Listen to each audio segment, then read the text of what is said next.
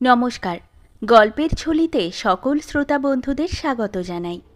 আজ আপনাদের জন্য গল্পের ঝুলিতে রয়েছে বিভূতিভূষণ বন্দ্যোপাধ্যায়ের লেখা বায়ুরোগ।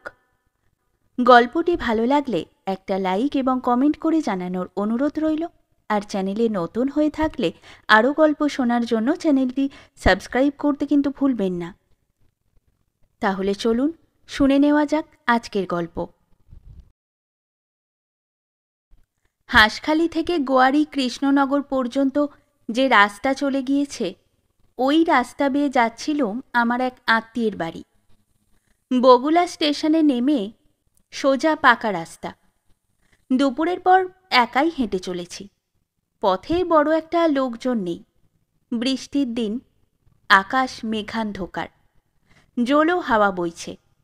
রাস্তার দুধারের বড় বড় গাছ থেকে টুপটাপ জল পড়ছে। দিনটা ঠান্ডা, রাস্তা হাঁটবার পক্ষে উপযুক্ত দিন বটে। ডোমচিতেই গোয়ালবাগি ছাড়িয়েছি। রাস্তার দুধারে ঘন বনবাগান। আরও ৮-১০ মাইল রাস্তা যেতে হবে। একটা বাঁধানো সাঁকোর ওপর বিশ্রাম করব বলে বসেছি, এমন সময় আর একজন পথ চলতি লোক এসে আমার সামনের সাঁকোটাতে বসল। খানিকটা বসে সে আমার দিকে একবার চাইলে, তারপর একটু সংকোচের সুরে বললে, বাবু, আপনার কাছে দেশলাই আছে? তারপর দেশলাই নিয়ে বললে, আমার সঙ্গে তামাক আছে, একটু তামাক সাজবো, খাবেন? বললুম, না, দরকার নেই। আমি। লোকটা যেন দুঃখিত হলো, বললে, না কেন বাবু, খান না, আমি সেজে দিচ্ছি। এমন সুরে বললে যে আমার জন্যে তামাক না সাজতে পেয়ে তার মনে যেন সুখ নেই। একটু অবাক হয়ে দেখলুম ওর দিকে। চিনিনে শুনিনে কোনো কালে। আমি তামাক খাই না খাই তাতে ওর কি আসে যায়। অগত্যা বললুম, সাজো। এইবার তাকে ভালো করে দেখলুম। বয়স ৩০-এর মধ্যে, মুখশ্রী কাঁচা, লম্বা লম্বা চুল, গায়ে একটা খাকির শার্ট। কিন্তু ওর চোখ দুটো এত শান্ত ও এত নিরীহ যে দেখলেই তার ওপর কোনো সন্দেহ বা অবিশ্বাস আসে না। একটা ভাঙা ছাতি আর একটা বোঁচকা ওর সম্বল, ধরন ধারণে নিছক খাঁটি ভবগুড়ে। দুজনে একদিকেই পথ চলতে আরম্ভ করলুম। তারপর থেকে মামুদপুরের বাজারে এসে সন্ধ্যা হয়ে গেল। একটি মুদির দোকানে রাত্রের জন্য আশ্রয় নিলুম দুজনেই। কারণ সবাই বললে এখন দুর্ভিক্ষের সময়, সন্ধ্যার পরে এ পথে হাঁটা নিরাপদ নয়। অনেক সময় সামান্য পয়সার জন্যে মানুষ খুন করছে। আমার সঙ্গীর সঙ্গে ইতিমধ্যে আমার বেশ আলাপ পরিচয় হয়ে গিয়েছে। সে ব্রাহ্মণের ছেলে, নদিয়া জেলাতেই কোন গ্রামে বাড়ি। সংসারে কেউ নেই, দেশে দেশে ঘুরে বেড়ায়। বছরখানেক পথে বিপথে ঘুরবার পরে সম্প্রতি নিজের গ্রামে ফিরে যাচ্ছে। একটা স্বভাব দেখলুম তার। সাধারণের পক্ষে স্বভাবটা খুব অদ্ভুত বলতে হবে। লোকের এতটুকু উপকার করতে পারলে সে যেন বেঁচে যায়। কাছের লোককে কি করে খুশি করবে, এই হলো তার জীবনে মস্ত বড় একটা নেশা। রাত্রে সেই রান্না করলে, আমায় এতটুকু সাহায্য পর্যন্ত করতে দিলে না। খেতে বসে আমি বুঝলুম লোকটা পাকা রাঁধুনি। পাকা রাঁধুনি বললে সবটা বলা হলো না। রান্নার কাজে সে একজন শিল্পী, উঁচু দরের প্রতিভাবান শিল্পী। সত্যি অবাক হয়ে গেলাম তার রান্না খেয়ে। বললাম, কোথায় শিখলে হে এমন চমৎকার রান্না? ও বললে, কেউ শেখায়নি, এমনি হয়েছে। তুমি কলকাতায় কি অন্য কোথাও মোটা মাইনের চাকুরি পেতে পারো হে রান্নার কাজে? ধরো কোনো বড় লোকের বাড়িতে। এরকম করে বেড়াও কেন? সে হেসে বললে, তাও করেছি, কিন্তু আমার একটা বাতিক আছে বাবু, সেজন্যে আর কোথাও চাকরি স্বীকার করতে ইচ্ছে হয় না। সে কথাটা খুলে বলি তবে, সেটাকে একরকম রোগও বলতে পারেন, হয়তোবা বায়ু রোগ। আমি ম্যাট্রিক পাশ করে ভেবেছিলুম আরও পড়ব, কিন্তু অবস্থা খারাপ ছিল বলে পড়ার খরচ চালানো গেল না, তাই ছেড়ে দিতে হলো। তারপর চাকুরির সন্ধানে বেরোই। সিংভূম জেলার একটা পাহাড়ে ও জঙ্গলাকীর্ণ জায়গায় খনি সংক্রান্ত কি জরিপ হচ্ছে। ঘুরতে ঘুরতে সেখানে গিয়ে জুটলাম। মস্ত বড় মাঠে অনেকগুলো তাঁবু পড়েছে, অনেক লোক। আমি একজন ওভারসিয়ারে তাঁবুতে রাঁধুনির কাজ পেয়ে গেলাম। লোকটির বয়স 40-এর ওপর হবে, একাই থাকে। একটা ছোকরা চাকর ছিল, আমি যাবার পরে তাকে জবাব দিয়ে দিলে। কিছুদিন সেখানে কাজ করবার পর মনিবের প্রতি আমার একটু অদ্ভুত ধরনের ভালোবাসা লক্ষ্য করলুম। কিসে সে খুশি হবে, কিসে তাকে তৃপ্তি দিতে পারবো খাইয়ে, এই হলো আমার একমাত্র লক্ষ্য। সেই জিনিসটা একটা নেশার মতো আমায় পেয়ে বসলো। সেই জংলি জায়গায় খাবার জিনিস মেলে না। আমি হেঁটে দূর দূর গ্রাম থেকে মাছ তরকারি বহু কষ্টে সংগ্রহ করে এনে রাঁধতাম। মনিবকে সকল কথা খুলে বলতাম না যে কোথা থেকে কি জিনিস আনি। রান্না যতদূর সম্ভব ভালো করবার চেষ্টা করতাম, যাতে খেয়ে তৃপ্তি পায়।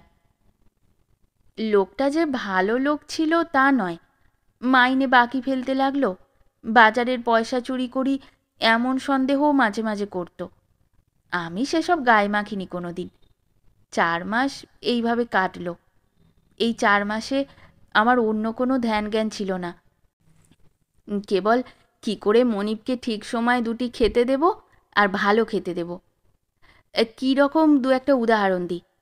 একবার শুনলাম মুংলি বলে একটা পাহাড়ি নদীতে বাঁধ ভেঙে সাঁওতালরা বড় চিংড়ি মাছ ধরবে। মাছ জিনিসটা ওদেশে বড় দুর্লভ বস্তু, টাকা পয়সা ফেললেই পাবার জো নেই। চিংড়ি মাছ আনবার জন্যে ভয়ানক পাথর তাতা রৌদ্রের মধ্যে 7 মাইল চলে গেলুম। মাছ নিয়ে ফিরে এসে রান্না করে খাওয়ালুম মনিবকে। সে কথা বললুমও না যে কোথা থেকে মাছ এনেছি। 4 মাস পরে রান্নার খ্যাতি ও প্রভুভক্তির কথা জরিপের তাঁবুর সর্বত্র ছড়িয়ে পড়ল। সে দেশটাতে ভালো বাঙালি রাঁধুনি পাওয়া যায় না। সকলেই আমার মনিবকে বেশ একটু হিংসের চোখে দেখতে লাগলো। ক্রমে আমার কাছে চুপি চুপি লোক হাঁটতে শুরু করলে আমায় ভাঙিয়ে নেবার জন্য। বেশি মাইনে দিতে চায়, নানা রকম সুবিধে করে দিতে চায়। আমি কিছুতেই গেলাম না। জরিপের হেড কানুনগো 20 টাকা পর্যন্ত মাইনে দিতে চাইলে। আমি তখন পাই মোটে 7 টাকা। কিন্তু টাকার সুবিধের কথা আমার মনেই উঠল না। আমার মনিবকে তো আমি এসব কথা কিছুই বলতাম না। মাস 5-6 পরে কি জানি কেমন কুবুদ্ধি হলো মনিবের। আমায় অকারণে বকুনি গালাগালি শুরু করলে। আগেও যে একেবারে না বকতো এমন নয়, কিন্তু তাতে মাত্রা থাকতো। পুরনো হওয়াতে মনিবোধা ভাবতে লাগলো আমার আর যাবার জায়গা নেই। কাজেই কারণে অকারণে গালমন্দ ক্রমেই মাত্রা ছাড়িয়ে উঠতে লাগলো। একদিন মনিব আমায় ডেকে বললেন, শোনো এদিকে, আলুতে বালি দিয়ে রাখুনি কেন? সব যে কল বেরিয়ে নষ্ট হয়ে গিয়েছে। সন্ধ্যার কিছু আগে আমি 1/2 মাইল দূরবর্তী দোকান থেকে সবেমাত্র তেল মশলা কিনে ফিরে এসেছি। বললাম, বালি তো দেওয়াই ছিল। বর্ষাকালে বালি দিলেও কি কল বেরুনো সামলানো যায় বাবু? মনিব হঠাৎ চটে উঠে বললে, কি পাজি রাস্কেল, আমার সঙ্গে মুখোমুখি উত্তর? বলেই আমায় মারলে 2টো চড়। তারপর গটগট করে বাইরে চলে গেল। আমার হাত থেকে তেলের বোতল পড়ে চুরমার হয়ে গেল। মারের চোটে অপমানে কান লাল হয়ে উঠল। সেখানে বসে পড়লুম এবং অনেকক্ষণ শূন্য দৃষ্টিতে চেয়ে বসে রইলুম। কিন্তু শুনলে আপনি আশ্চর্য হবেন, এবং আমিও তখন আশ্চর্য হয়ে গিয়েছিলুম। মনিবের ওপর রাগের পরিবর্তে আমার উল্টে একটা করুণার উদ্রেক হলো। ভাবলুম, আহা, লোকটা জানে না যে ওর নিজের দোষে এবার আমি হাতছাড়া হয়ে যেতে বসেছি। হেড কানুনগোর তাঁবুতে খবর পাঠাবার অপেক্ষা মাত্র। কানুনগোর সঙ্গে যে আমার মনিবের সদ্ভাব নেই তাও সবাই জানে। খেয়েও কাল থেকে হাত পুড়িয়ে রেঁধে, এখানে আর বাঙালি রাঁধুনি মিলছে না। এই কথা যতই ভাবি ততই ওর উপর করুণা ও অনুকম্পা গভীর হয়ে ওঠে। সে এক অপূর্ব অনুভূতি। ভগবান আমার বুকে এসে যেন তার আসন পেতেছেন। ওকে আমি ছেড়ে গেলে ওর কত কষ্ট হবে এবং বিশেষ করে লোকটা কী বোকাই বনে যাবে, এই ভেবেই আমার মন গলে গেল। নিজের অপমান ভুলেই গেলাম একেবারে। রাত 8টা যখন বেজেছে তখন আমি উঠে গিয়ে রান্না চড়িয়ে দিলাম। তার আগেই ঠিক করে ফেলেছি আমি মনিবকে ছেড়ে কোথাও যাব না। ঘোড়ার সইসটা কিন্তু আড়াল থেকে আমার মার খাওয়াটা দেখেছিল, সেই গিয়ে সবাইকে গল্প করেছে। ফলে সকাল থেকে এক হেড কানুনগোর কাছ থেকেই আমার কাছে 5বার লোক এলো আমায় ভাঙিয়ে নিতে। 3-4 দিন ধরে তারা সবাই আমাকে বিরক্ত করে মারলে। মনিব কাজে বেরিয়ে গেলেই তারা আসে, হেড কানুনগোর লোক এবং আরও লোক। কত রকমের লোভ দেখায়, মনিবের বিরুদ্ধে আমায় রাগিয়ে তোলবার চেষ্টা করে। হেড কানুনগো বাবুর সঙ্গে একদিন পথে দেখা। তিনি ঘোড়ায় চেপে কাজে বেরিয়েছিলেন। আমায় দেখে বললেন, ওহে শোনো, আমার লোক তোমার কাছে গিয়েছিল? বললুম, আগে হ্যাঁ। তা তুমি আসতে রাজি হও না কেন? শুনলাম সেদিন তোমায় মেরেছে। ছি ছি, কী বলে তুমি সেখানকার ভাত এখনো মুখে তুলছ? চলে এসো বেলা থেকে আমার ওখানে, কি বলো? আমি বড় বিপদে পড়ে গেলুম। স্বয়ং হেড কানুনগো বাবু, তাকে না বলি বা কী করে? এ তো আর উড়ে চাকর বা আরদালির দল নয়। হঠাৎ একটা বুদ্ধি মাথায় এলো। বললুম, হুজুর, আজই যাব আপনার ওখানে। দেখুন না, মিছিমিছি সেদিন অমনি মার দিলেন। কি হয়েছিল কি?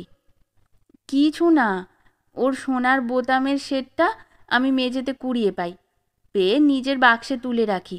ভেবেছিলুম এলে দিয়ে দেব। তারপর আর মনে নেই সন্ধেবেলা। উনি এদিকে পরদিন সকালে বোতাম হারিয়েছে বলে খুব তোলপাড় করছেন বাসা। আমি তখন গিয়েছি দোকানে।